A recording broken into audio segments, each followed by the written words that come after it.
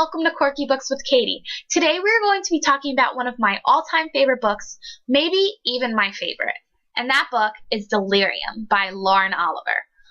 Requiem, the last book in the series, came out a couple days ago, so I decided to reread the series to kind of say goodbye to it, and that was such a good decision on my part, because when you reread, you kind of get to experience the book again. You got to pick up on the little subtleties you didn't notice the first time, because when you read a book the first time, you're kind of enamored with it, and you're just like, I need to know what happens at the end, and you rush through it, and the second time you really get to experience it.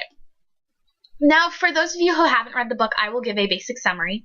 Takes place in kind of an alternate dystopian society where love is considered a disease. It's called amor deliria nervosa.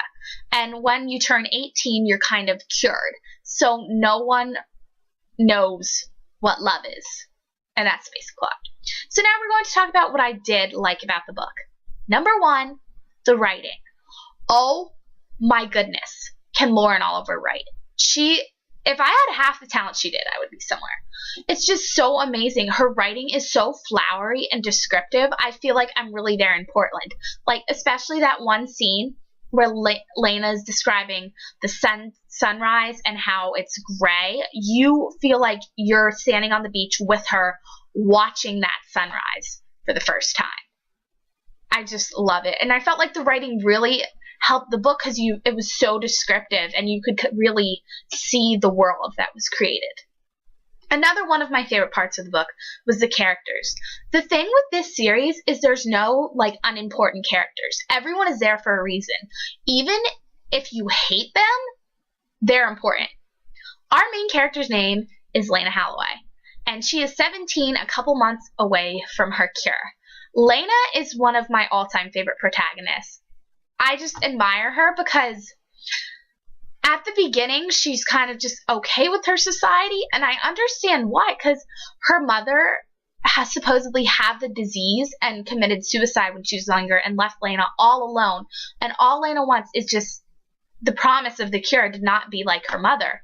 And throughout the book, she does realize that her society is bad, and she has to take down the walls that she built around herself to kind of keep her from getting hurt. And Alex kind of helps her with that. And she has to realize what does she truly believe in is what the society tells her right. And Lena is just amazing. Next is probably my favorite character besides Lena, Alex. Alex. I love Alex so much. He's probably one of my favorite fictional guys. He is from the wilds, and his romance with Lena, it's not insta-love. I know you insta-love haters out there. I'm one of you. Wasn't insta-love. And he really does show her what love is. What is this thing all about? Why were people going mad from it years ago? And Lena does realize why it's good and bad. And Alex is just so romantic. And that ending, talk about the ending later. Let's see what other important characters are there. Those are kind of the main two. Or Hannah. Hannah, I liked her and I hated her because she was kind of a lot more outspoken than Lena. She was the one that started questioning society. She was the first one to put doubt in Lena's mind, but she never did anything about it. And especially if you read the Hannah short story, which you should, because then you get really pissed off at Hannah. I don't know. I mean, because she wasn't really in the next book either, but the third book, Requiem, is told from her point of view and Lena's, so I think that's going to be really interesting to see. The other important thing about the story that I liked was the story itself. It wasn't, just one of those typical dystopian society books where the female character is in love with her society and she loves it so much, and then something bad happens. Oh, crap. No, she hates it now. That wasn't it. Lena slowly realizes over time that her society is cracked and that it's flawed and that it isn't this perfect thing that she thinks it is. I mean, it takes a while for it to develop. And now we're going to talk about my favorite parts, because there were so many.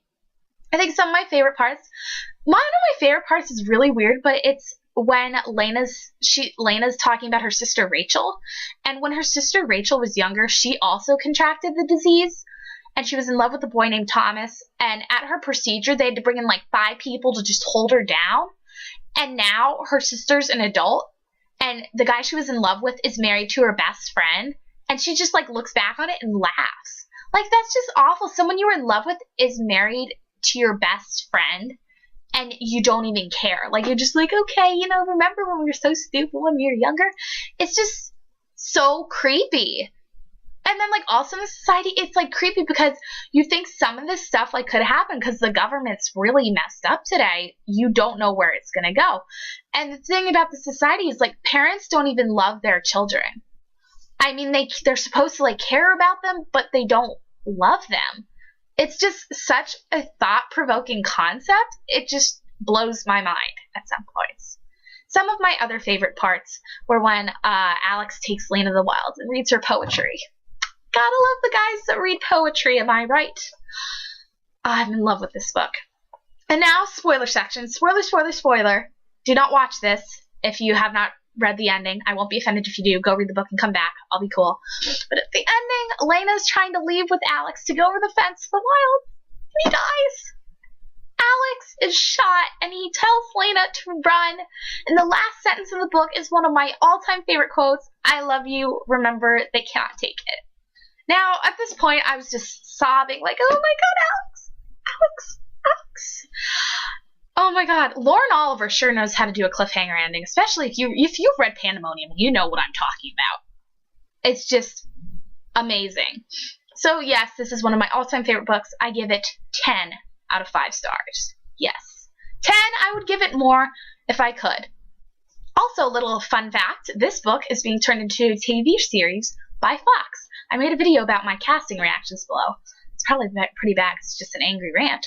But anyway, I want to hear what you guys thought of the book in the comments below. Did you like it as much as I did? Did you hate it? I mean, I like debating this kind of stuff with people. So thanks for watching. Be sure to subscribe to my channel, and I will talk to you guys later.